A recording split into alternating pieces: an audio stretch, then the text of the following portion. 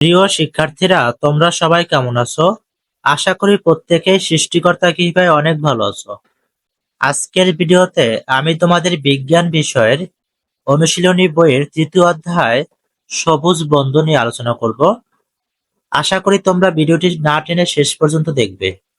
স্কুলে বা স্কুলের বাইরে তোমাদের তো অনেক বন্ধু বান্ধব। সবাই যে মানুষ এমনও নয়। অনেকে বিড়াল বা কুকুর পোষে, তারও আমাদের চার পেয়ে বন্ধু। কেমন হয় যদি কোনো একটা গাছের সাথে আমাদের বন্ধুত্ব হয়? অনেকে হয়তো বুড়ো কুঁচকে ভাবছো, গাছ তো কথাই বলতে পারে না, তার কোনো আবেগ অনুভূতি নেই, সে আবার বন্ধু হবে কি করে? সত্যিই কি গাছের অনুভূতি নেই? চলো একটু খুঁটিয়ে দেখি। প্রথম সেশন। বাঙালি বিজ্ঞানীদের নাম বলতে গেলে প্রথমেই যার নাম চলে আসে তাকে তোমরা সবাই চেনো, স্যার জগদীশচন্দ্র বসু। গাছের যে প্রাণ আছে, গাছ যে আমাদের মতো জীবন্ত সত্তা, তা বহু আগ থেকেই অনেকে বিভিন্ন সময় ধারণা করেছেন, কিন্তু জগদীশচন্দ্র বসুই প্রথম একেবারে প্রমাণ করে দেখিয়েছিলেন যে গাছের সংবেদনশীলতা আছে, বিভিন্ন উদ্দীপনায় সে সাড়া দেয়। এখন তোমরা ভেবে থাকতে পারো যে এই সাড়া দেওয়ার মানে কি? গাছ ঠিক কতটা জীবন্ত? তারা কি সত্যিই আমাদের বন্ধু হতে পারে? এই অভিজ্ঞতায় গাছ নিয়ে তোমরা অনেক গভীরভাবে জানার সুযোগ পাবে। তবে তার আগে একটা লেখা পড়ে নাও। লেখক আর কেউ নয়, স্বয়ং জগদীশচন্দ্র বসু। পৃথিবীর অনেক বড় বড় বিজ্ঞানীদের মতো তিনিও শুধু যে আজীবন গবেষণা করেছেন তাই না, বড়দের জন্য তো বটেই, এমনকি ছোটদের জন্য অনেক সাহিত্য সৃষ্টি করে গেছেন। এবার একটু সময় নিয়ে নিচে লেখাটা পড়ে নাও। গাছের কথা জগদীশচন্দ্র বসু। গাছেরা কি কিছু বলে? অনেকে বলিবেন, এ আবার কেমন প্রশ্ন? গাছ কি কোনোদিন কথা কহিয়া থাকে? মানুষেই কি সব কথা ফুটিয়া বলে? আর যাহা ফুটিয়া বলে না তাহা কি কথা নয়? আমাদের একটি খোকা আছে, সে সব কথা ফুটিয়া বলিতে পারে না। আবার ফুটিয়া যে দুই চারিটি কথা বলে তাহাও এমন আদো ভাঙা ভাঙা যে অপরের সাধ্য নেই তাহার অর্থ বুঝিতে পারে। কিন্তু আমরা আমাদের খোকার সকল কথার অর্থ বুঝিতে পারি। কেবল তাহা নয়, আমাদের খোকা অনেক কথা ফুটিয়া বলে না। চক্ষু, মুখ ও হাত নাড়া, মাথা নাড়া প্রভৃতির দ্বারা আকার ইঙ্গিতে অনেক কথা বলে। আমরা তাহাও বুঝিতে পারি, অন্যে বুঝিতে পারে না। একদিন পার্শ্বের বাড়ি হইতে একটি পায়রা উড়িয়া আসিয়া আমাদের বাড়িতে বসিল। বসিয়া গলা ফুলাইয়া উচ্চ স্বরে ডাকিতে লাগিল।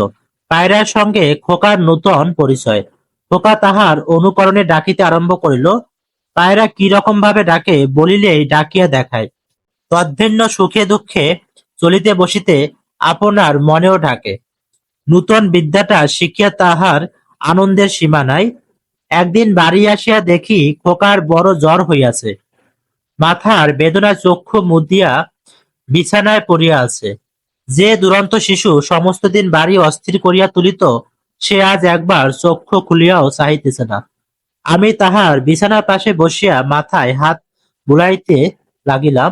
আমার হাতের স্পর্শে খোকা আমাকে চিনিল এবং অতি কষ্টে চক্ষু খুলিয়া আমার দিকে খানিকক্ষণ চাহিয়া রহিল। তারপর পায়রার ডাক ডাকিল। ওই ডাকের ভিতর আমি অনেক কথা শুনিলাম। আমি বুঝিতে পারিলাম খোকা বলিতেছে, খোকাকে দেখিতে আসিয়াছ, খোকা তোমাকে বড় ভালোবাসে। আরো অনেক কথা বুঝলাম, যাহা আমিও অনেক কথার দ্বারা বুঝাইতে পারি না। যদি বলো, পায়রার ডাকের ভিতর এত কথা কি করিয়া শুনিলে? তাহার উত্তর এই, খোকাকে ভালোবাসি বলিয়া। তোমরা দেখিয়াছ, ছেলের মুখ দেখিয়া মা বুঝিতে পারেন ছেলে কি চায়। অনেক সময় কথারও আবশ্যক হয় না, ভালোবাসিয়া দেখিলেই অনেক গুণ দেখিতে পাওয়া যায়, অনেক কথা শুনিতে পাওয়া যায়। আগে যখন একা মাঠে কিংবা পাহাড়ে বেড়াইতে যাইতাম তখন সব খালি খালি লাগিত। তারপর গাছ, পাখি, কীট পতঙ্গ দিগকে ভালোবাসিতে শিখিয়াছি। সে অবধি তাদের কথা বুঝিতে পারি, আগে যাহা পারিতাম না।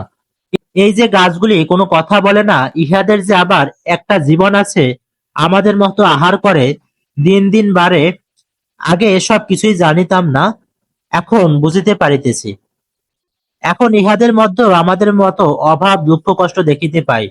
জীবন ধারণ করিবার জন্য ইহাদিগকেও সর্বদা ব্যস্ত থাকিতে হয়। কষ্টে পড়িয়া ইহাদের মধ্যেও কেহ কেহ চুরি ডাকাতি করে। মানুষের মধ্যে যেরূপ সদ্গুণ আছে ইহাদের মধ্যে তাহার কিছু কিছু দেখা যায়। বৃক্ষদের মধ্যে একে অন্যকে সাহায্য করিতে দেখা যায়, ইহাদের মধ্যে একে অপরের সহিত বন্ধুতা হয়। তারপর মানুষের সর্বোচ্চ গুণ স্বার্থত্যাগ, গাছে তাহাও দেখা যায়। মা নিজের জীবন দিয়া সন্তানের জীবন রক্ষা করেন, সন্তানের জন্য নিজের জীবন দান উদ্ভিদেও সচরাচর দেখা যায়। গাছের জীবন মানুষের জীবনের ছায়া মাত্র। ক্রমে এসব কথা তোমাদিগকে বলিব। তোমরা শুষ্ক গাছের ডাল সকলেই দেখিয়াছ। মনে করো কোনো গাছের তলাতে বসিয়াছ, ঘন সবুজ পাতায় গাছটি ঢাকা, ছায়াতে তুমি বসিয়াছ। গাছের নিচে এক পার্শ্বে একখানি শুষ্ক ডাল পড়িয়া আছে। এক সময় এই ডালে কত পাতা ছিল, এখন সব শুকাইয়া গিয়াছে, আর ডালের গোড়ায় উই ধরিয়াছে, আর কিছুকাল পরে ইহার চিহ্ন থাকিবে না। আচ্ছা বলতো, এই গাছ আর এই মরা ডালে কি প্রভেদ? গাছটি বাড়িতেছে আর মরা ডালটা ক্ষয় হইয়া যাইতেছে।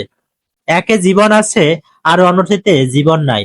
যাহা জীবিত তাহা ক্রমশ বাড়িতে থাকে। জীবিতের আর একটি লক্ষণ এই যে তাহার গতি আছে, অর্থাৎ তাহারা নড়ে চড়ে। গাছের গতি হঠাৎ দেখা যায় না। লতা কেমন করিয়া ঘুরিয়া ঘুরিয়া গাছকে জড়াইয়া ধরে দেখিয়াছ? জীবিত বস্তুতে গতি দেখা যায়, জীবিত বস্তু বাড়িয়া থাকে। কেবল ডিমে জীবনের কোনো চিহ্ন দেখা যায় না, ডিমে জীবন ঘুমাইয়া থাকে। উত্তাপ পাইলে ডিম হইতে পাখির ছানা জন্মলাভ করে। বীজগুলি যেন গাছের ডিম, বীজের মধ্যেও এরূপ গাছের শিশু ঘুমাইয়া থাকে।